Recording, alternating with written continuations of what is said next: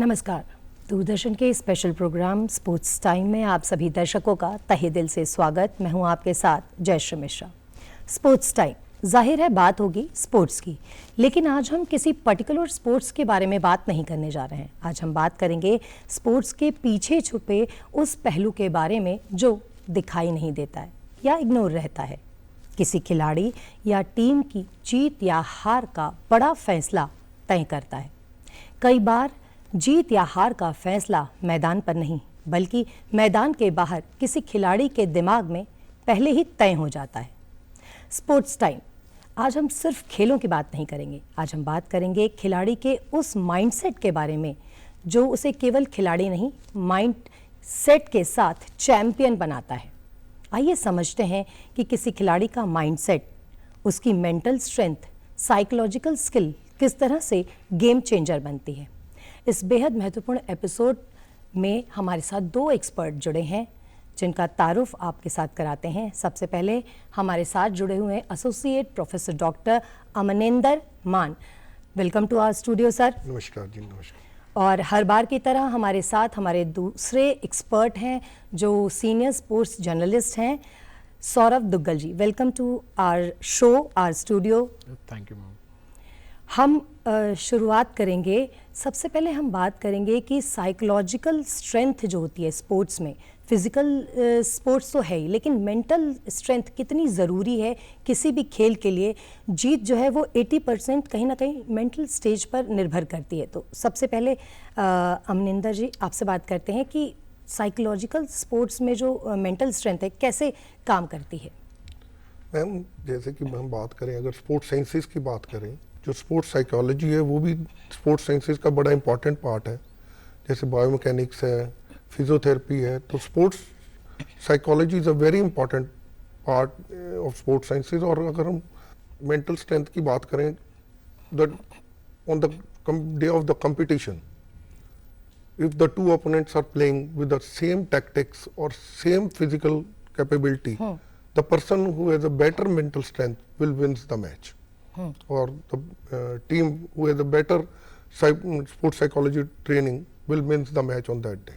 तो कहीं ना कहीं अगर फिजिकल ट्रेनिंग की बात की जा रही है तो दोनों ही खिलाड़ी एक लेवल पे हो सकते हैं, लेकिन जीत का फैसला कहीं ना कहीं मेंटल स्ट्रेंथ तय करती है। जी बिल्कुल, जो उस दिन बेटर मेंटली प्लेस्ड होगा वही जीतेगा उस दिन। ओके सौरभ जी, जिस तरह से हम बात कर रहे हैं कि मेंटल स्ट्रेंथ जो है वो बेहद ज़रूरी है और कहीं ना कहीं 80% जो है वो जीत में उसका रोल होता है। अमनिंदर जी ने भी बताया कि दोनों की बराबर ट्रेनिंग है, फिजिकली दे आर सेम, लेकिन मेंटली जिसकी ट्रेनिंग स्ट्रॉन्ग होगी वो जीत की ओर बढ़ेगा, पोडियम की ओर बढ़ेगा। आप इसे किस तरह से देखते हैं और कुछ एग्जाम्पल्स आपके पास ज़रूर होंगे।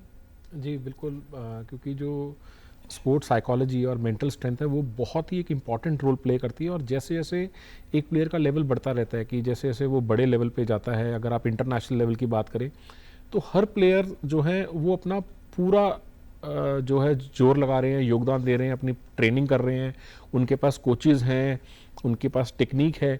लेकिन उस दिन पे पर्टिकुलर जो जिस दिन कंपटीशन है उस दिन कौन सा प्लेयर किस तरह से परफॉर्म कर रहा है उस पर मेंटल स्ट्रेंथ जो है बहुत ज़्यादा जो है इंपॉर्टेंट रोल प्ले करती है। मैं आपको इसमें एग्जांपल देता हूँ। 2008 में अभिनव बिंद्रा का शूटिंग में गोल्ड आया था। तो इससे पहले जो ओलंपिक्स हुई थी 2004 एथेंस ओलंपिक्स, तो वो फाइनल में पहुंच गए थे और शूटिंग में फाइनल में टॉप 8 प्लेयर्स पहुंचते हैं। तो वो अच्छे मतलब रैंक में था और ये उम्मीद की जा रही थी कि ओलंपिक मतलब फाइनल्स के बाद वो पोडियम फिनिश करेंगे, बट वो 7th फिनिश वो करे।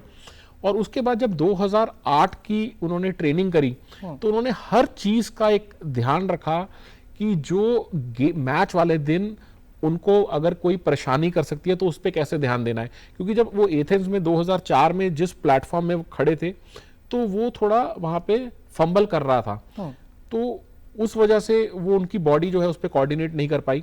लेकिन उन्होंने उस चीज़ का एक्सक्यूज़ नहीं करा और 2008 में उन्होंने इस तरह से ट्रेनिंग करी कि अगर वो ट्रेनिंग कर रहे हैं और अचानक अगर लाइट चली जाए तो उनका मेंटल स्ट्रेंथ क्या रहेगी, उनका फोकस क्या रहेगा। तो वो अपनी ट्रेनिंग में भी ऐसे करते थे कि लाइट बंद कर दी और फिर 2 मिनट बाद लाइट ऑन कर दी, कि ताकि अगर मेरे को वहाँ कोई भी डिस्ट्रैक्शन हो तो मेरा फोकस रहे। उनका इस तरह भी रहता था कि अगर मैं एक दिन पहले या इवेंट वाले दिन अगर रेंज में जा रहा हूँ, किसी जर्नलिस्ट ने मेरे से कोई ऐसा क्वेश्चन पूछ लिया, या मेरे स्पोर्ट्स स्टाफ ने कोई ऐसा, या किसी ने मेरे से ऐसी चीज़ पूछ ली कि जिससे मैं नाराज़ हो सकता हूँ, या मेरे को उस चीज़ से मेरी बॉडी पे फ़र्क पड़ सकता है, तो मैं उस चीज़ का भी जो है मैं तैयार करूँ। तो जब एक प्लेयर जब टॉप लेवल पे जाता है तो वो हर जो है, अगर मैं ग्राउंड में अपने 8 घंटे 10 घंटे ट्रेनिंग दे रहा हूँ, मैं अपनी रिकवरी पे भी ध्यान दे रहा हूँ, तो साथ साथ वो अपने मेंटल स्ट्रेंथ पे, मेंटल ट्रेनिंग पे भी ध्यान देते हैं। बिल्कुल। तो हमने अपने ग्राफिक्स के माध्यम से भी दर्शकों को दिखाया किस तरह से प्रेशर मैनेजमेंट बहुत ज़रूरी होता है, और अभिनव बिंद्रा का जिस तरह से एग्जाम्पल सौरभ दग्गल जी ने दिया कि किस तरह से उन्होंने अपने आप को ट्रेन किया उसके बाद कि हाँ, मुझे किसी भी चीज़ से डिस्ट्रैक्शन ना हो। ये एक मेजर पार्ट होता है मेंटल स्ट्रेंथ का। अमनिंदर जी, आप इस मेंटल स्ट्रेंथ को, या अगर साइकोलॉजिकल स्किल की बात की जाए, जिस तरह से अभिनव बिंद्रा का एग्जाम्पल सौरभ जी ने दिया, तो आप किस तरह से देखते हैं, और ग्रास रूट से इसकी शुरुआत कैसे होनी चाहिए? ये बिल्कुल ठीक है जी, इसकी शुरुआत ग्रास रूट से ही होनी चाहिए। नॉन एक्सपर्ट जो प्रोफेशनल नहीं है वो समझते हैं कि it is only for the elite athletes only, ऐसा नहीं है। स्पोर्ट्स साइकोलॉजी की ट्रेनिंग पहले दिन से, जैसे फिजिकल ट्रेनिंग स्टार्ट होती है, जैसे उसके बाद टेक्निकल ट्रेनिंग स्टार्ट होती है, स्पोर्ट्स साइकोलॉजी की ट्रेनिंग भी पैरेलल ही चलेगी। तभी मेंटली स्ट्रांग हो पाएगा एथलीट, तभी मेंटल स्ट्रेंथ गेन कर पाएगा, तभी on the day of the competition वो परफॉर्म कर पाएगा। और इसीलिए अभी हमारे बहुत से एथलीट्स जो टॉप लेवल पे परफॉर्म कर रहे हैं, इंटरनेशनल लेवल पे परफॉर्म कर रहे हैं, ओलंपिक्स में मेडल भी जीत रहे हैं, उन्होंने स्पोर्ट्स साइकोलॉजिस्ट हायर करने भी शुरू कर दिया। बट टू स्टार्ट विद, हमारे जो कोचेज हैं उनकी ट्रेनिंग में, NIS में, उनके करिकुलम का पार्ट है जो स्पोर्ट्स साइकोलॉजी है। जैसे और स्पोर्ट्स साइंसेज सब्जेक्ट हैं, ऐसे ही स्पोर्ट्स साइकोलॉजी भी एक करिकुलम का पार्ट है। तो बेसिक ट्रेनिंग में टू स्टार्ट विद हमारे कोचेज ही स्पोर्ट्स साइकोलॉजी की ट्रेनिंग टू स्टार्ट विद दे सकते हैं, और बाद में प्रोफेशनल स्पोर्ट्स साइकोलॉजिस्ट को हायर किया जा सकता है। ओके, तो बात जो है वो ग्राउंड लेवल से शुरू होती है, ग्रास रूट से शुरू होनी चाहिए कि ट्रेनिंग जो है वो एकदम शुरुआती दौर से होनी चाहिए। फिजिकल ट्रेनिंग की तो हम बात करते हैं। सौरभ जी, अगर हम आम पेरेंट्स की बात करें, बच्चों की जो खिलाड़ी बन रहे हैं या जिन्होंने शुरुआत की है किसी भी खेल में, तो उनकी जो शुरुआत है फिजिकल ट्रेनिंग डेली है, लेकिन क्या आपको लगता है कि कहीं ना कहीं इन नए खिलाड़ियों को हफ्ते में एक दिन या महीने में कुछ समय ऐसा डेडिकेट करना चाहिए ताकि उनको जो है मेंटल स्ट्रेंथ और साइकोलॉजिकल स्किल्स सिखाई जा सके? डेफिनेटली, क्योंकि अगर आप जैसे हम अगर स्पोर्ट्स में बात करते हैं एक फिजिकल एस्पेक्ट पे, तो वो हम मेजर कर सकते हैं कि आपने रोज़ जो है इतने किलोमीटर दौड़ना है, आपने इतना वेट ट्रेनिंग करनी है। तो लेकिन जो आपकी मेंटल ट्रेनिंग है या जो साइकोलॉजिकल एस्पेक्ट्स हैं वो जनरली दिखते नहीं हैं। तो उस वजह से हम ये चीज़ों को इग्नोर भी कर देते हैं, हम बात भी नहीं करते हैं, क्योंकि प्लेयर को क्या इन्वायरमेंट मिल रहा है वो भी मैटर कर रहा है कि जब वो अपने घर से सुबह उठ रहा है तो उसको किस तरह का एनवायरनमेंट मिल रहा है, उसके बाद जब वो अपने ट्रेनिंग ग्राउंड में जा रहा है तो उसको किस तरह का एनवायरनमेंट मिल रहा है, उसके ऊपर किस तरह के प्रेशर्स आ रहे हैं। क्योंकि जब एक प्लेयर शुरू में जब खेलता है तो वो इसलिए खेलता है कि मैं एक्सीलेंस को अचीव करूंगा, लेकिन बहुत ज़्यादा स्पोर्ट्स में फेलियर रेट है, क्योंकि अगर आपका डिस्ट्रिक्ट में एक प्लेयर जाएगा फिर वो आगे स्टेट में जाएगा, नेशनल है, तो उस प्रेशर को भी उसे कैसे कोप अप करना है कि मेरे को मेडिटेशन करनी है ताकि मैं अपना जो पूरा फोकस है वो एक जगह सेंटर पॉइंट पे ला सकूं,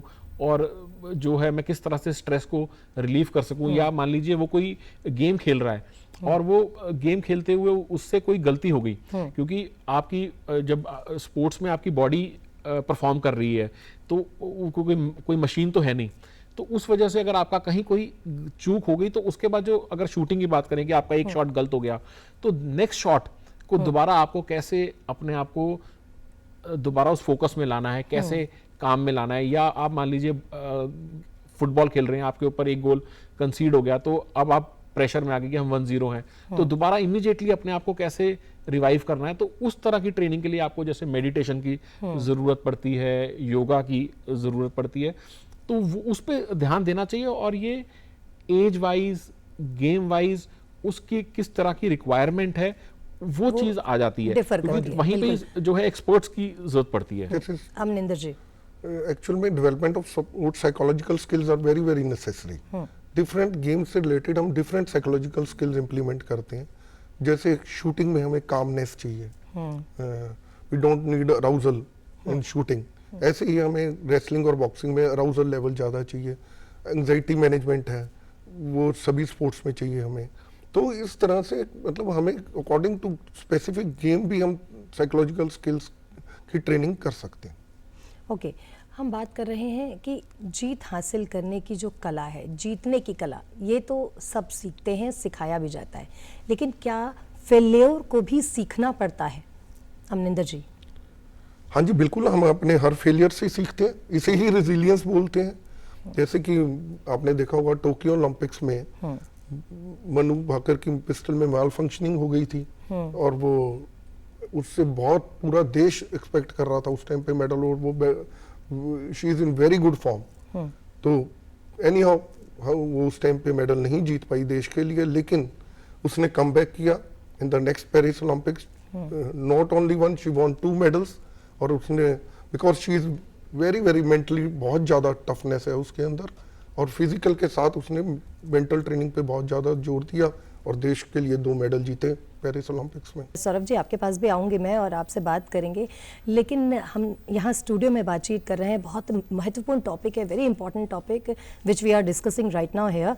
बट हमने कुछ जो इस टॉपिक को लेकर के बातचीत बाहर भी की है और एक छोटे बच्चे के साथ भी बातचीत की है।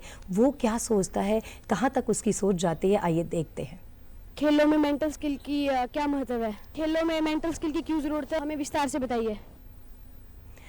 तो खेलों में मेंटल स्ट्रेंथ की क्या ज़रूरत है? हम लोग अभी मनु भाकर का एग्जांपल ही डिस्कस कर रहे थे। सौरभ जी, आप कुछ कह रहे थे और इस टॉपिक को भी कोप अप करते हैं। मनु भाकर की चीज़ को ला रहा हूँ क्योंकि मान सर ने जो है काफ़ी लंबा समय जो है मनु भाकर के साथ व्यतीत करा, क्योंकि वो डीएवी कॉलेज में उसने एडमिशन लिया था। तो एक ऐसा समय भी आया था सर कि जब वो, क्योंकि जब टोक्यो ओलंपिक्स में उसका मेडल नहीं आया और लोगों की एक्सपेक्टेशंस थी, क्योंकि हम फेलियर की बात कर रहे हैं कि स्पोर्ट्स में फेलियर है, तो जो प्लेयर मनु भाकर जिसको ओलंपिक में मेडल की उम्मीद की जा रही है, उससे पहले एशियन गेम्स में मेडल है, उसका वर्ल्ड कप में मेडल है और टॉप लेवल पे चल रही है, तो जब उसको फेलियर हुआ तो उसके टाइम पे एक ऐसी डिलेमा भी आ गया था कि मैं शायद गेम छोड़ दूं या मैं गेम से दूर चले जाऊं या मैं अपने आप को आइसोलेशन में रख लूं। तो इस बारे में आप सर क्या कहना चाहेंगे? ये जब प्लेयर का डाउनफॉल चलता है या एक लेवल के बाद परफॉर्मेंस डाउन आती है, because we can not maintain peak performance all the time and all over the year. लेकिन ये कई बार पेरेंट्स नहीं समझते या हमारे फ्रेंड्स नहीं समझते या पीयर ग्रुप नहीं समझता या कोचिज की एक्सपेक्टेशन भी ज़्यादा होती है या सोसाइटी का भी एक्सपेक्टेशन होती है। लेकिन उस टाइम पे उससे डील करना, उसको फैमिली की सपोर्ट भी चाहिए और उसको पीयर ग्रुप की सपोर्ट भी चाहिए, तो वो कम बैक कर लेता है और थोड़ी अपनी मेंटल ट्रेनिंग के ऊपर जोर देगा। अगर वो फिजिकल ट्रेनिंग पे जोर देगा और उसको सभी का सपोर्ट मिलेगा तो वो कम बैक कर लेता है। और मनु के साथ भी ऐसा ही हुआ, उसने फिर से अपने कोच को ज्वाइन किया, जसपाल राणा जी को, और फिर से उसने कम बैक किया, टोक्यो ओलंपिक्स के अंदर 2 मेडल जीते। ये एक बहुत बड़ा लेवल है जिसकी बात हम लोग डिस्कस कर रहे हैं कि इस लेवल पर आकर प्रेशर जो है वो किस तरह का होता है, कैसे उसको हैंडल करना है। एक पीयर प्रेशर भी जो आजकल बहुत ज़्यादा है, जो शुरुआती दौर में हर खिलाड़ी पर होता ही है।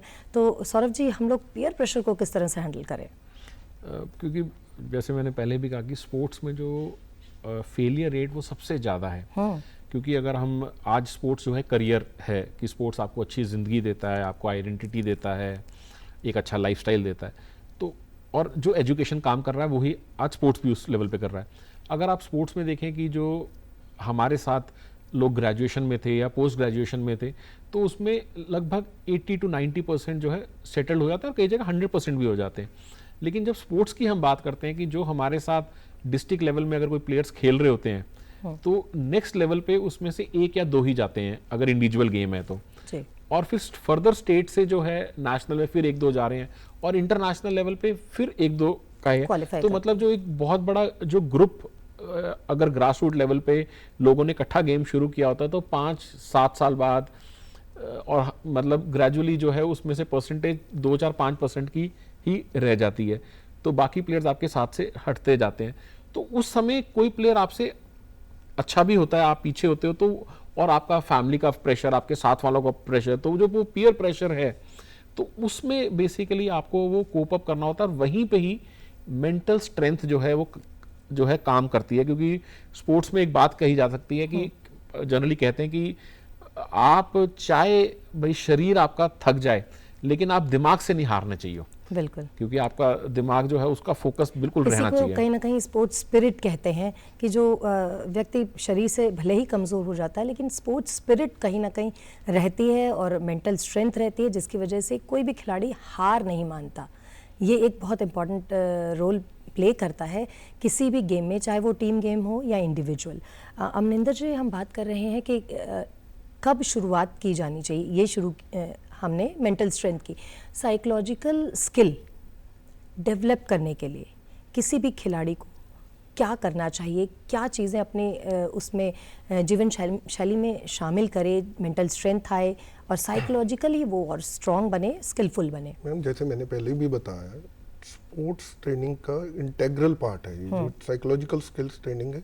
जैसे कि हम फिजिकल ट्रेनिंग करते हैं, हमें डेली बेसिस पे साइकोलॉजिकल स्किल्स की भी ट्रेनिंग करनी पड़ेगी, बिल्कुल every day on schedule basis we have to, मतलब इसे इंटेग्रल पार्ट बना के अपने स्पोर्ट्स ट्रेनिंग का 1 आवर to 1.5 आवर हमें साइकोलॉजिकल स्किल्स ट्रेनिंग के लिए देना पड़ेगा, तभी हम कंपटीशन के टाइम पे कोप अप कर सकते हैं और हमें फेलियर देखने को नहीं मिलेगा। बिकॉज अगर हम शूटिंग की बात करें, सपोज जो 20 shooters at the time of finals, हम देखें फाइनल्स में तो 8 शूटर्स कम्पीट करते हैं, लेकिन उस पर्टिकुलर इवेंट में अगर 20 shooters from all over the world compete कर रहे हैं ओलंपिक्स के अंदर, तो they are all are best.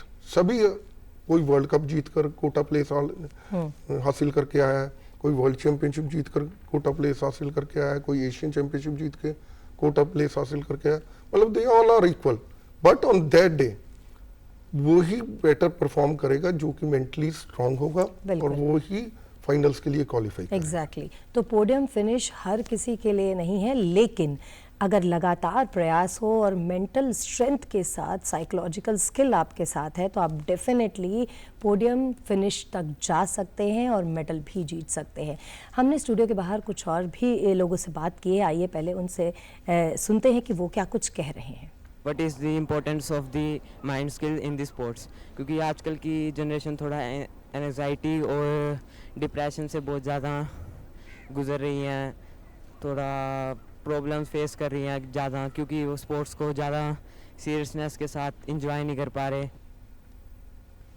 Exactly आज के समय में ये बहुत ही रेलिवेंट क्वेश्चन है कि स्पोर्ट्स एंजाइटी ये जो है वो किस तरह से इसको हैंडल किया जाए और डिप्रेशन की बात की है, इससे ओवरकम खुद को कैसे करें, ये आज के समय का एक रेलिवेंट क्वेश्चन है। सौरभ जी, जैसे अभी एक आप यंग स्पोर्ट्स पर्सन ने स्पोर्ट्स एंजाइटी की बात बताई, डिप्रेशन की बताई, क्योंकि एंजाइटी हमें मतलब किसी लेवल पे भी हो सकती है, किसी चीज़ पे भी हमें जो एंजाइटी मिल सकती है, तो वहीं पे ही जो है स्पोर्ट्स ट्रेनर का मेंटल ट्रेनर का जो है रोल आता है कि अगर कहीं पे आपको कामनेस की ज़रूरत है कि ठीक है आपको किसी चीज़ पे एंजाइटी हो गई है तो कैसे अपने आप को आपने काम करना है ताकि दोबारा जो आप काम कर रहे हैं उस पे इम्पैक्ट ना पड़े।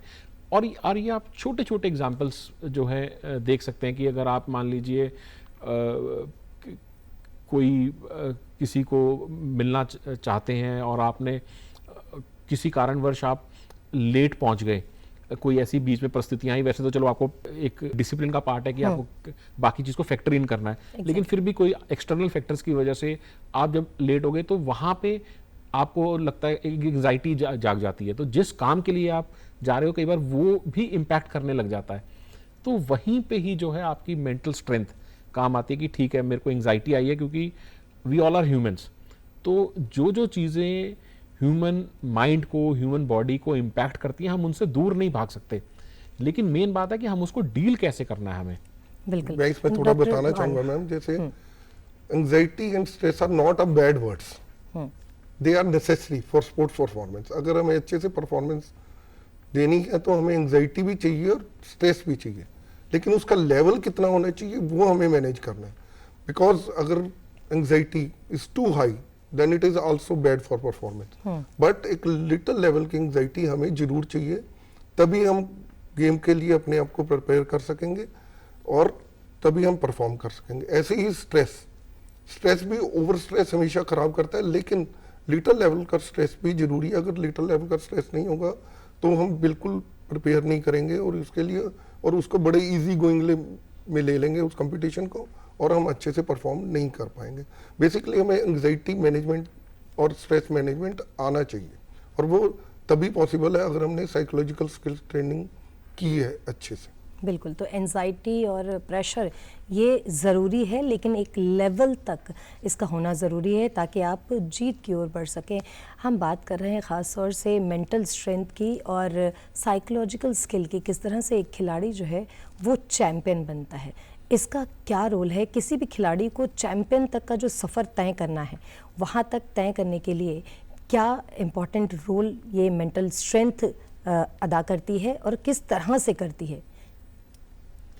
अगर आप चैंपियन बनने की अगर हम बात करें तो हर छोटा चीज़ जो है वो फैक्टर इन करता है। मैं आपको एक एग्जांपल देता हूँ ग्रेट ब्रिटेन की साइकिलिंग टीम की। एग्जैक्टली। तो अब वहाँ पे जो उनके कोच थे उन्होंने इतनी चीज़ पे भी रिसर्च की कि अगर मेरे प्लेयर की अगर पीक परफॉर्मेंस आ गई है तो मेरे को और इसे कैसे इम्प्रूव करना है। तो प्लेयर जो है किस गद्दे पे सो रहा है, कौन सा तकिया ले रहा है, कौन सी चद्दर जो है उसको अपने ऊपर ओढ़ रहा है, तो वहाँ तक भी जो है रिसर्च हो रही है। क्योंकि जैसे पहले मान सर ने कहा कि जब हम ओलंपिक्स की बात कर रहे हैं कि वर्ल्ड के टॉप प्लेयर जो है सारे इकट्ठे हो गए कि हर जो है प्लेयर अपने आप में बेस्ट है, उनके पास लार्जली इक्विपमेंट भी सेम है और उनकी ट्रेनिंग का मेथड भी सेम है। वहाँ पे आ जाता है कि आप अपने ट्रेनिंग जो हम ग्राउंड ट्रेनिंग है उसके अलावा छोटी छोटी चीज़ों पे कहाँ ध्यान दे रहे हैं, और उनमें से एक एस्पेक्ट मेंटल ट्रेनिंग का भी है कि अगर मेरा प्लेयर जब उठ रहा है तो कोच ध्यान रख रहा है या साइकोलॉजिस्ट है कि मेरे को उसको कैसा इन्वायरमेंट देना है, उसको मैं किस तरह से इन्वायरमेंट दूं, किस तरह से उससे बात करूं। और वो ये भी फैक्टर इन करते हैं कि अगर सब कुछ सही चल रहा है, अगर बीच में कोई चीज़ गड़बड़ हो गई तो वहाँ पे भी प्लेयर जो है इमीडिएटली कैसे बाउंस बैक करे। बिल्कुल, तो बारीकियां जो है बहुत इम्पॉर्टेंट हैं स्पोर्ट्स के अंदर और मेंटल हेल्थ के लिए, मेंटल स्ट्रेंथ के लिए बहुत ज़रूरी है। एक और वीडियो बाइट हमारे पास है, आइए सुनते हैं, देखते हैं वो क्या कुछ कह रहे हैं। क्योंकि खेलों में आपको मेंटली स्ट्रांग रहना बहुत ज़्यादा ज़रूरी रहता है, क्योंकि अगर आप फिजिकली बहुत ज़्यादा फिट है पर अगर आप मेंटली स्ट्रांग नहीं है तो आप कोई भी चीज़ नहीं कर सकते किसी भी गेम में। एक दिन अच्छा जाता है, एक दिन बुरा चला जाता है, तो हमें अच्छे दिन पे भी खुश रहना है और बुरे दिन में ये सोचना है कि हमसे गलती हो क्या रही है, उस चीज़ में हमें मतलब परिपक्व रहना है। ਜਦੋਂ ਆਪਾਂ ਖੇਡ ਰਹੇ ਹਾਂ ਤਾਂ ਸਾਡਾ ਜਿਹੜਾ ਮਾਨਸਿਕ ਸੰਤੁਲਨ ਹੈ ਜਾਂ ਸਾਡਾ ਜਿਹੜਾ ਕਨਸੈਂਟਰੇਸ਼ਨ ਹੈ ਉਹ ਟੂਵਰਡਸ ਸਾਡੀ ਗੇਮ ਹੋਣਾ ਚਾਹੀਦਾ ਹੈ। ਇਹ ਸਿਰਫ ਖੇਡ ਦੇ ਲਈ ਨਹੀਂ, ਇੱਕ ਪਰਸਨਲ ਆਪਣੀ ਜਿਹੜੀ ਖੁਦ ਦੀ ਛਵੀ ਬਣਾਉਣ ਵਾਸਤੇ ਵੀ ਬਹੁਤ ਜ਼ਰੂਰੀ ਹੈ, ਕਿਉਂਕਿ ਅਸੀਂ ਕੋਈ ਵੀ ਕੰਮ ਕਰਦੇ ਹਾਂ ਤਾਂ ਮੈਨੂੰ ਲੱਗਦਾ ਹੈ ਵੀ ਸਾਡਾ ਪੂਰਾ कंसंट्रेशन ध्यान है ਜਿਹੜਾ ਉਹ केंद्रित उस चीज़ पे होना चाहिए। खेलों में अगर आपकी मानसिक स्थिति सही है आप तभी अपना जो है 100% कंट्रीब्यूशन दे पाएंगे। अगर भगवान ने आपको इतनी क्षमता दी है कि आपकी बॉडी फिजिकल फिट है किसी भी तरह का खेल खेलने के लिए, बीट भी wrestling, boxing, football, cricket, but अगर आप उसमें अगर आपका ध्यान कहीं और लगा हुआ है तो आप अच्छे से नहीं उसमें कॉन्सेंट्रेट कर पाएंगे, अपना 100% नहीं दे पाएंगे। एग्जैक्टली तो आप दोनों का ही इस पर रिएक्शन कि किस तरह से अर्जुन को मछली की आंख ही दिखना चाहिए, यानी कि फोकस। डॉक्टर मान, पहले आप। मैं मेंटल स्ट्रेंथ का जैसे बहुत बड़ा और एक अच्छा एग्जांपल है, माइकल फेलिप्स का नाम तो सभी ने सुना होगा, उनसे बढ़िया स्विमर आज तक दुनिया में नहीं हुए। उन्होंने एक ओलंपिक्स में 8 गोल्ड मेडल जीतने वाले वो अकेले तैराक थे।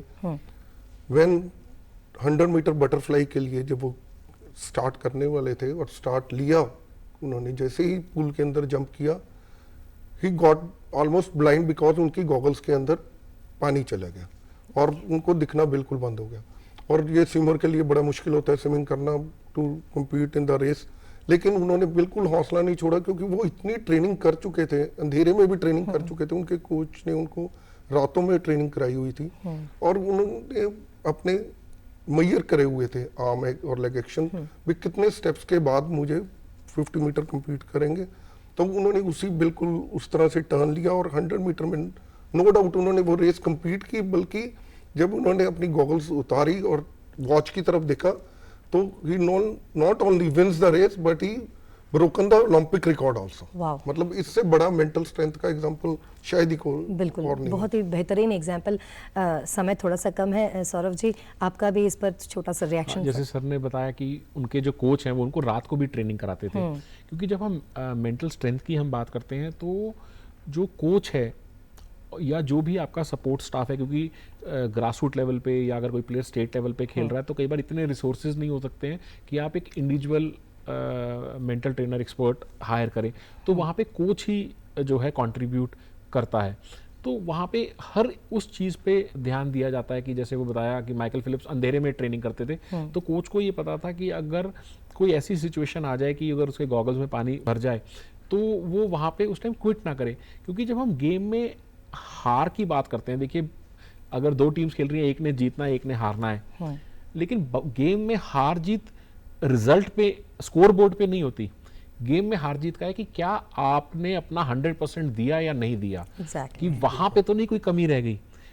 उस पैरामीटर्स पे जो है हार जीत का डिसाइड किया जाता है। बिल्कुल, तो स्कोर बोर्ड जो है वो जीत या हार तय नहीं करता है, कहीं ना कहीं आपकी जो मेंटल स्ट्रेंथ है और साइकोलॉजिकल स्किल है वो तय करती है कि आप कितना जीत की ओर बढ़ रहे हैं और किस तेज़ी से जीत की ओर बढ़ रहे हैं। तो आज का एपिसोड हमारा यहीं तक है, लेकिन हम आपको आपके विचार, आपके सुझाव, आप किस स्पोर्ट्स पर्सन को हमारे स्पोर्ट्स टाइम में देखना चाहते हैं, कौन से एक्सपर्ट से बातचीत करना चाहते हैं, सुनना चाहते हैं, आप अपने वीडियो बाइट्स के माध्यम से व्हाट्सएप नंबर पे हमारे वीडियो बाइट्स भेज सकते हैं 9417242224। ये हमारा व्हाट्सएप नंबर है, इस पर आप अपने मैसेजेस भेज सकते हैं ताकि हम आपके सुझावों को, आपके विचारों को जान सकें और हम अपने इस प्रोग्राम में शामिल भी कर सकें। सौरभ दुग्गल जी आपका और डॉक्टर मान आपका भी बहुत बहुत शुक्रिया इतनी सारी और इतनी इम्पॉर्टेंट बातें हमारे साथ शेयर करने के लिए। जाहिर है हमारे जो नए खिलाड़ी हैं उनको इस एपिसोड से बहुत कुछ सीखने को मिलेगा। मेंटली कैसे अपने आप को स्ट्रॉन्ग करें, स्किलफुल बनाएं, साइकोलॉजिकली किस तरह से अपने आप को ट्रीट करना है, ये सारी चीज़ें आप ज़रूर सीखेंगे। आपका बहुत बहुत शुक्रिया है। और हमारे इस प्रोग्राम को आप DD Chandigarh, DD Punjabi, DD Haryana पर देख सकते हैं। साथ ही सोशल मीडिया के सभी प्लेटफॉर्म्स पर दूरदर्शन उपलब्ध है, तो आप उसे फॉलो करें और हमारे प्रोग्राम्स को देखें, लाइक करें, सब्सक्राइब करें। साथ ही OTT वेव्स पर भी हम उपलब्ध हैं, तो आप फ्री ऑफ कॉस्ट इसे डाउनलोड कर सकते हैं और साथ ही हमारे सारे प्रोग्राम्स को देख सकते हैं। और साथ ही अपने सुझावों को मेल पर हमें भेज सकते हैं hopchandigarh@gmail.com पर। आप हमारे साथ अपने विचारों को साझा कर सकते हैं। तो स्पोर्ट्स टाइम में आज यहीं तक, लेकिन अगले एपिसोड में एक बार फिर और किसी टॉपिक पर आपके साथ बातचीत होगी और बहुत महत्वपूर्ण जानकारी आपके साथ साझा की जाएंगी। तब तक आप जुड़े रहिए दूरदर्शन के साथ। नमस्कार।